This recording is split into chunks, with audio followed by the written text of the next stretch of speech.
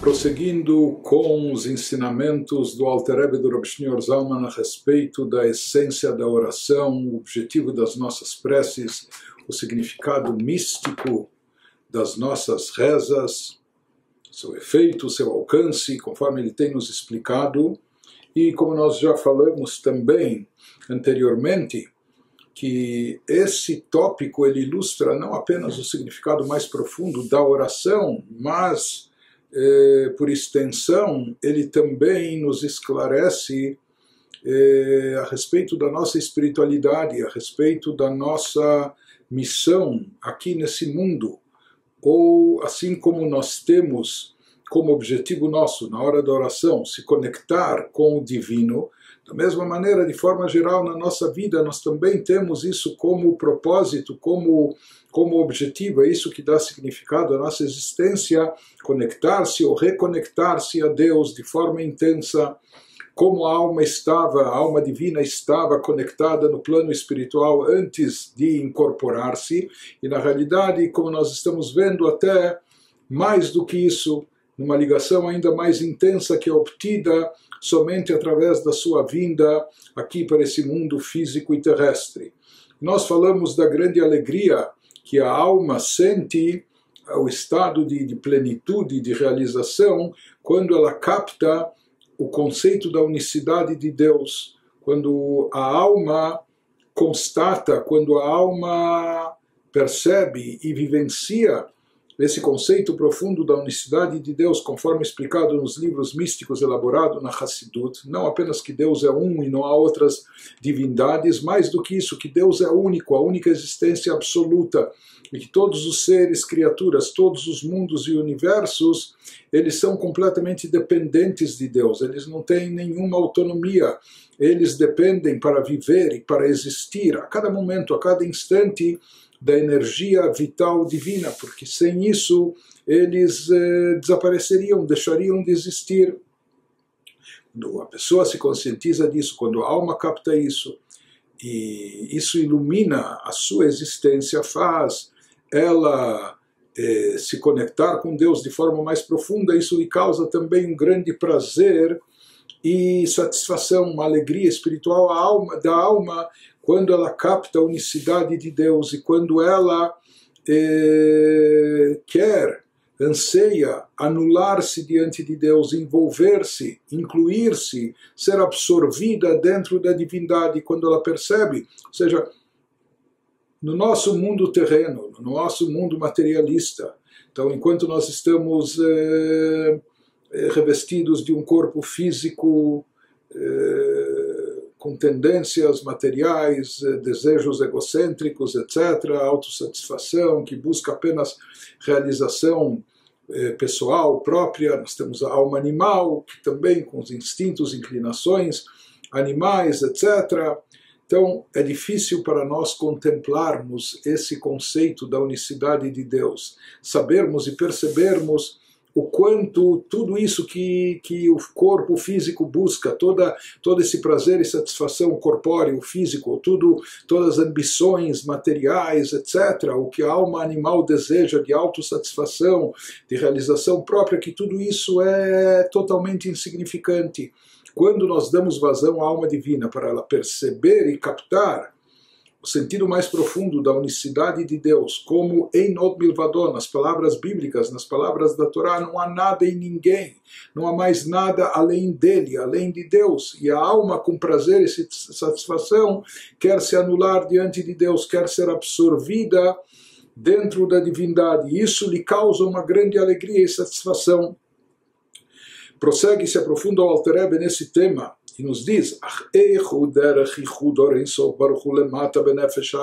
porém, ainda é necessário esclarecer, é necessário entender ainda como é possível essa unificação com o divino, com o infinito e ilimitado, bendito seja, aqui embaixo, nesse plano terrestre, com a nossa alma, com a alma da pessoa. Me'achar deleit machshavat fisabei chulei. Zohar, a obra mestra da Kabbalah, já afirma que nenhum pensamento, nenhum intelecto, nenhum conhecimento é capaz de captar a divindade, a essência de Deus. Ou seja, Deus é totalmente transcendental, é totalmente elevado e desvinculado, está acima de tudo relacionado não só à criatura humana, mas a qualquer criatura, até as criaturas celestiais, angelicais, espirituais, anjos, sefirot, também, se são possuidores de conhecimento, porém o conhecimento deles não alcança a essência divina. Essa essência não pode ser captada, assim como a gente diz que é impossível, seria tolo, absurdo uma pessoa dizer, olha, essa ideia é tão profunda que eu nem consigo segurá-la, que eu nem consigo manuseá-la. Então, nós sabemos que manuseio, mãos, etc., isso é para pegar coisas físicas, materiais, segurar na mão. Mas não uma ideia abstrata, não um conceito filosófico. Isso não se pega com as mãos, certo? Isso está em outra liga, em outra categoria, em outra dimensão, né? Cada coisa, cada órgão, cada instrumento para captar aquilo que lhe é pertinente. Da mesma maneira, nós, com o nosso intelecto, e não somente nós, como dissemos, todas as criaturas, com seu pensamento e conhecimento, não são capazes de captar divindade. Porque Deus é infinito, Deus é ilimitado, e não se capta Deus através de conhecimento, de intelecto. Então, se é assim, vem a pergunta, o que significa isso que nós estamos dizendo, que seja na hora da oração, ou de forma geral, como missão da alma divina aqui nesse mundo, nós devemos chegar a conectar-se com a unicidade de Deus. Mas como nós vamos captar e absorver isso? Nós vamos compreender esse conceito, nós já falamos que isso foge à nossa compreensão. Isso é inalcançável para um ser humano. Isso é inacessível para o nosso intelecto, por maior que seja o QI do ser humano, não é? Ou por mais elevado espiritualmente que ele seja. Então, isso que está nos perguntando o Alter Rebbe, o que significa captar essa essência, a unicidade de Deus. Nam sof sof en muvan, como é possível que essa unicidade de Deus paire e se revele sobre o ser humano, ainda mais aqui embaixo, nesse mundo terrestre materialista, quando nós estamos incorporados num corpo físico com uma alma animal?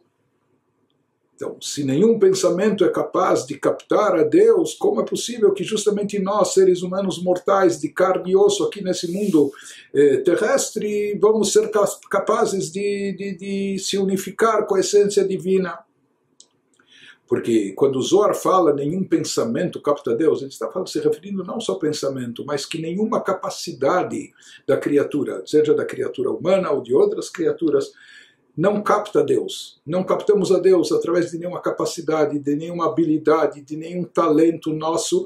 Isso não nos aproxima de captar a essência divina ou a chamada unicidade de Deus.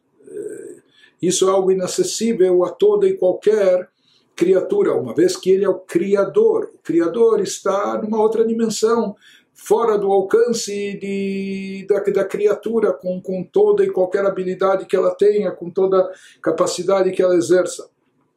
Nos diz o Alter Rebbe,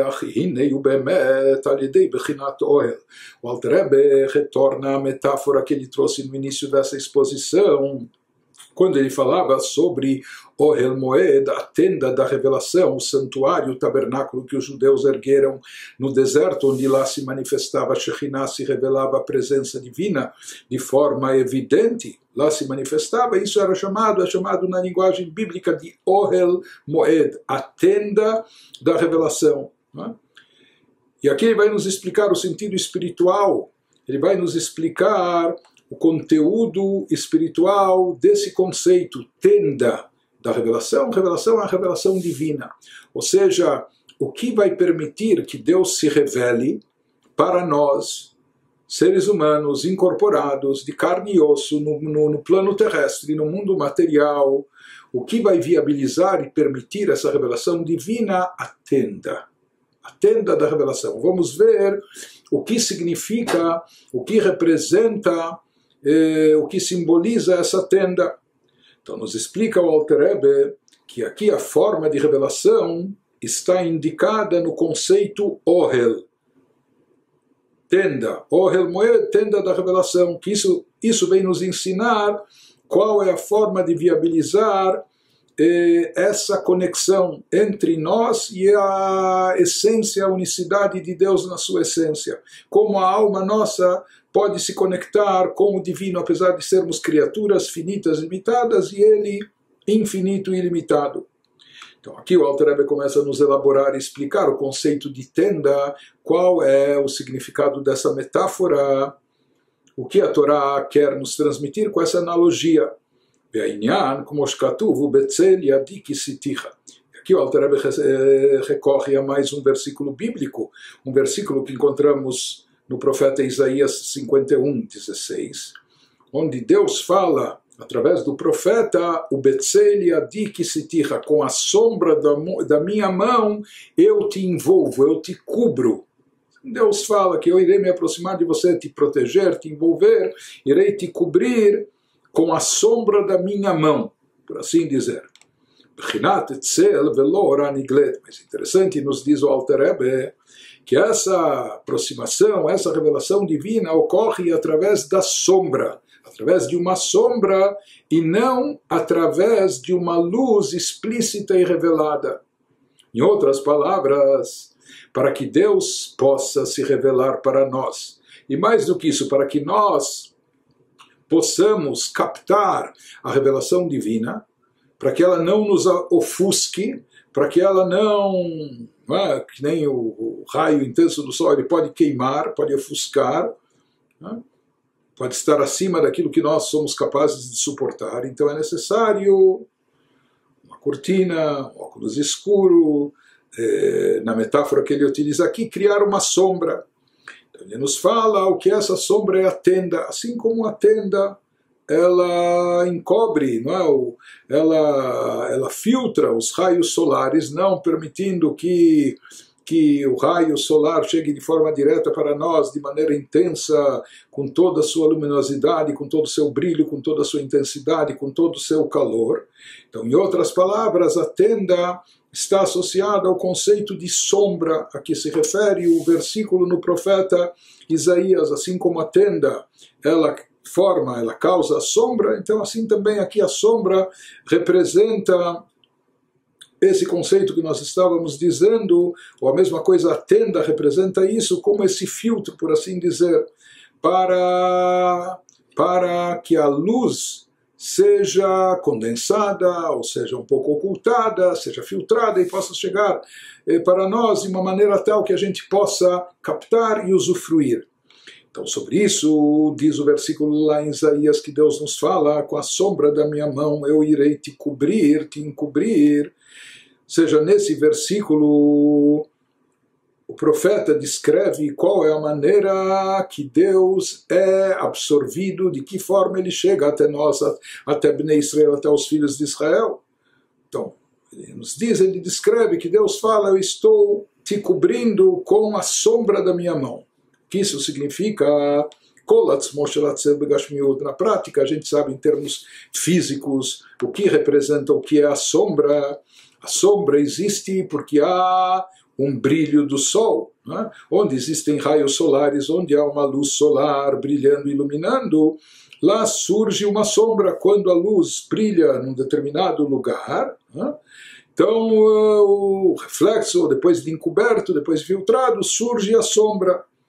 E o que significa? Aquilo que transpassa, não é? A cortina, ou a tenda, etc., significa que aquela luz original, a luz solar, não é uma luz revelada, mas ela passa a ser apenas uma sombra. A mesma coisa acima também, isso indica a metáfora, uma vez que aqui está se tratando de uma revelação divina muito forte, muito intensa, muito elevada, um grau de divindade que está acima da nossa captação, acima da nossa compreensão, acima do nosso alcance. Então a única forma, a única maneira de se absorver essa revelação divina, essa luz divina, para que ela possa ser captada pela alma humana, é quando há uma sombra, quando há um encobrimento, quando há um filtro. Nas palavras do profeta, com a sombra da minha mão, assim fala Deus, eu irei te envolver, irei te cobrir, ou seja, não de uma forma de luz revelada que é intensa demais, mas sim através da sombra que vai viabilizar essa revelação de acordo com a nossa capacidade.